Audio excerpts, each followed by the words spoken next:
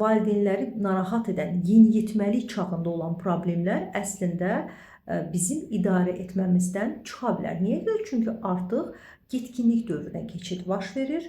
Uşaq hər hansı bir düşüncələrini, xəyallarını valideyndən gizlədə bilir və bu zaman əgər uşaq özünə qapanırsa, yaxud da ki, əksinə aqressiv davranırsa, bu deməkdir ki, uşağın hal-hazırda vəziyyətlə əlaqəli kritik bir baxış nöqtəsi var.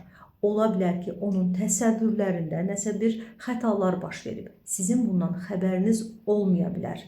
Uşağınızın üzərinə getməklə, istər aşırı qayğı olsun, istər cəzalar olsun, fərq etmir. Onu bu formada idarə etmək istəyirsinizsə, biraz da emosional cəhətdən uşağınızdan uzaqlaşacaqsınız.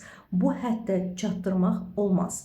Əgər artıq vəziyyət çox pik həddə gəlib çatıbsa ki, siz əlinizdən gələni edirsiniz, amma heç nə alınmırsa, yaxşı olar ki, övladınızla birgə ilkin diaqnostik konsultasiyaya gedəsiniz. Çünki məhz aranızdakı münasibətlərin yaxşılaşması üçün öncə uşağın hal-hazırki durumunu müəyyən etmək, daha sonra valideyni ilə bərabər onun arasında olan o emosional bağları yenidən qurmaq lazım olacaq. Bu kompleks prosesdir. Odur ki, təkcə uşağımı göndərin psixoloqa, psixoloq məşğul olsun, bununla kifayətlənməyin.